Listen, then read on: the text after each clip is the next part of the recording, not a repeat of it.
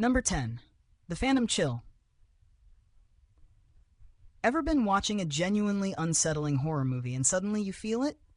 That creeping sensation up your arms, across your scalp, the tiny hairs standing on end, or perhaps you're just really cold and your skin erupts into a landscape of goosebumps, making you look like a plucked chicken. This isn't just your body trying to be dramatic, it's a direct, hilarious, and utterly useless remnant from your furry, ancient ancestors. It's called piloerection. And basically, your body still thinks it has a full winter coat. For our distant, hairier relatives, this was a vital survival mechanism. When cold, standing their fur on end would trap a layer of warm air close to the skin, providing insulation. Think of a fluffy bird puffing up to stay warm, or a porcupine bristling its quills when threatened. But for us, the sparsely carpeted primates we are, it's about as effective as trying to stay warm in a blizzard by wearing a single dental floss string. What does happen, though, is the other part of the ancient response. When faced with fear or perceived danger, those same muscles that pull your hairs upright also made your ancestors look bigger and more intimidating to predators. Imagine a very fluffy, angry human trying to scare off a saber-toothed tiger. Now imagine your barely there arm hairs attempting the same feat against, say, a jump scare from a CGI ghost. It's adorable, it's useless, and it's your body politely reminding you that you're still rocking some very old software update. Basically, your nervous system is throwing a tantrum in your honor, but forgot to give you the appropriate fursuit for the occasion. Number 9. The snack hoard. You know that feeling. You've just eaten a perfectly reasonable meal. You're technically full, but then you spot a cookie, or a bag of chips, or maybe just an interesting-looking crumb on the floor. And suddenly your brain screams, "Get it! Eat it all! Now!" This insatiable, often irrational drive to consume every calorie in sight, even when your pantry is overflowing, is your ancient brain's hardwired response to a world that no longer exists. Welcome to the relentless pursuit of the snack hoard, a primal echo of calorie scarcity. For 99.9% of human history, food was not a readily available, conveniently packaged commodity. Our ancestors lived hand to mouth, feasting when resources were abundant and facing starvation when they weren't. Their brains evolved to be opportunistic, signaling them to consume as much high-energy food as possible whenever it was found, because who knew when the next meal would come? Fat, sugar, salt. These were liquid gold, precious resources to be immediately converted into energy stores. Fast forward to today, and your brain is still operating on that ancient scarcity-driven programming, even as you stroll through a supermarket overflowing with options. It sees a sugary treat and thinks, "Jackpot! Famine averted." It doesn't understand dessert menu, portion control, or "I just ate half a pizza." It just knows that these dense packets of energy were once the difference between life and death. Basically, your brain is an overzealous squirrel with a highly efficient internal alarm system that still screams, "Winter is coming!" every time it sees a donut. Number 8. The compulsive squint, light sensitivity.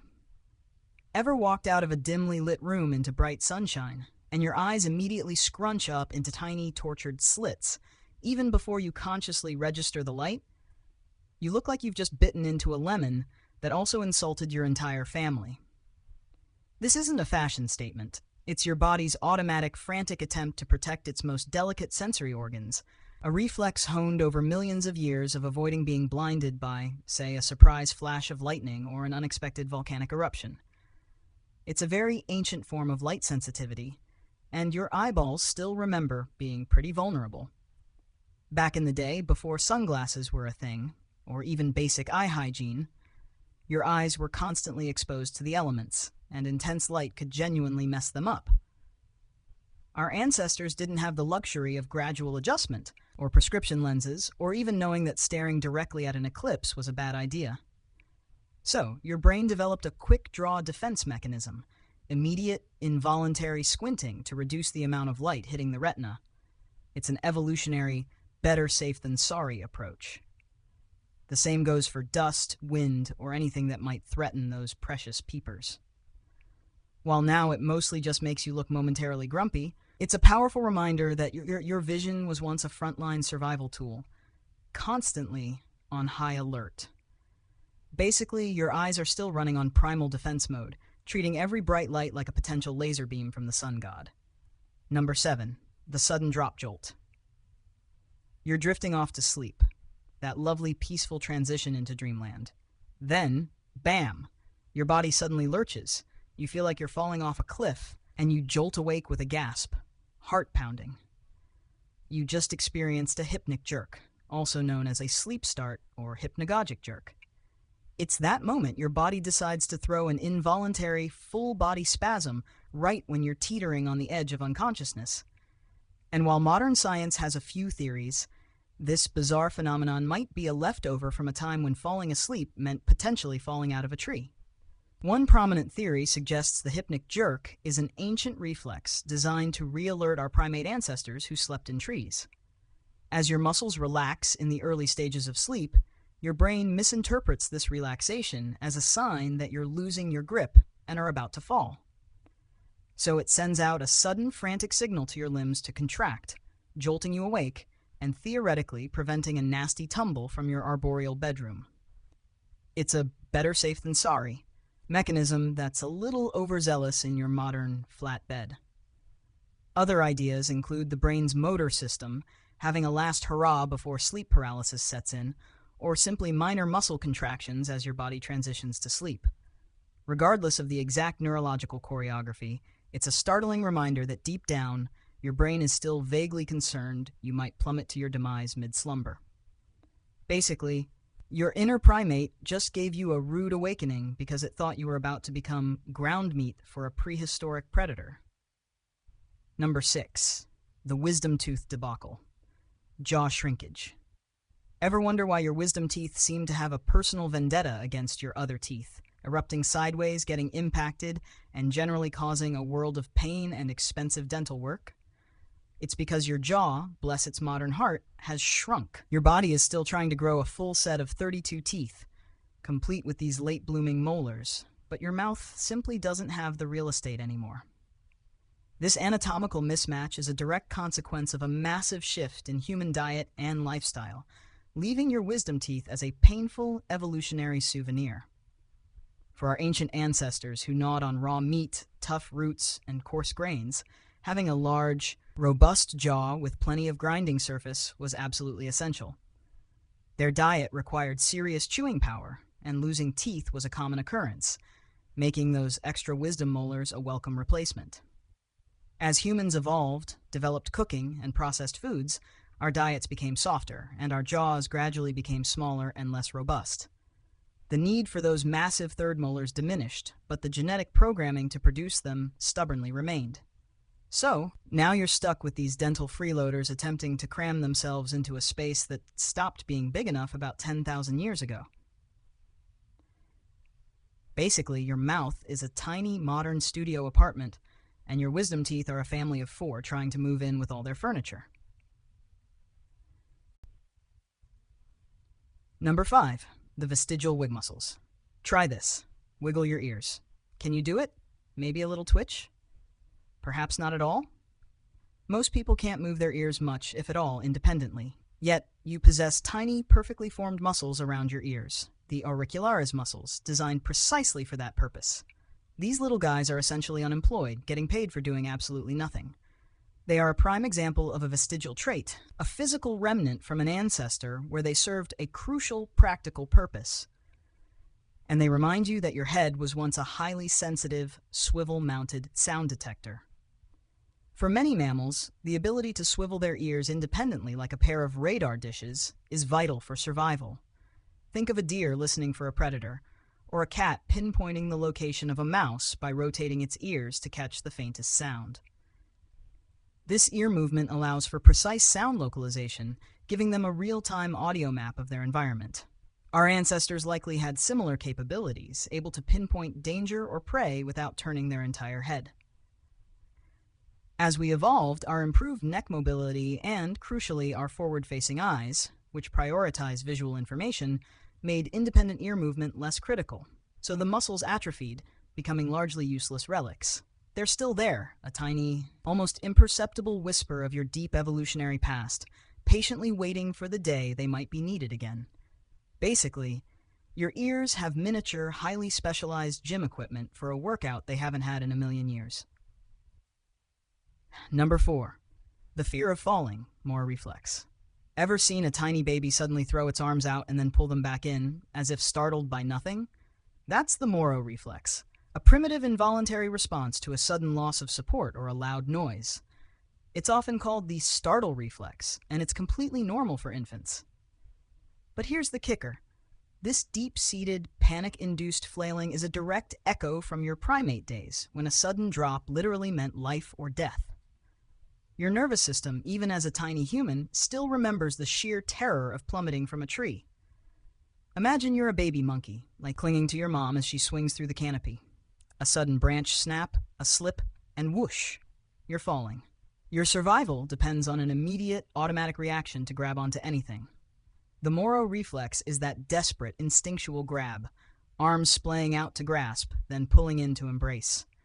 For human babies, it's a completely useless but fascinating relic. They're usually lying safely in a crib, nowhere near a precipice. But their ancient brainstem still screams, "Gravity is betraying you," and triggers the full panic response. It typically disappears by 3 to 6 months as the brain matures, but its brief, dramatic appearance in every single healthy human infant is a stark reminder of our tree-dwelling past. Basically, every baby is born with an internal "oh crap, I'm falling" button, even if they're just lying on a plush rug. Number 3. The vestigial grip, palmar grasp reflex. Speaking of babies, gently touch a newborn's palm. What happens? Their tiny fingers immediately curl around yours with surprising strength, locking on with an almost iron grip. This isn't just adorable, it's the palmar grasp reflex, another primitive reflex that infants exhibit, and it's a direct evolutionary hand-me-down from our primate ancestors. It's your baby literally remembering how to cling for dear life. Much like the Moro reflex, the palmar grasp was crucial for the survival of baby primates. Imagine a newborn monkey. Its immediate imperative upon birth is to grab onto its mother's fur and hold on tight as she moves. A strong, involuntary grasp meant the difference between survival and becoming a snack for something larger.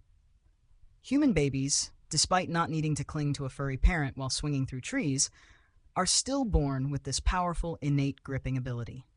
It's strong enough that, for a few months, a baby can actually support its own weight if it grips a finger or bar.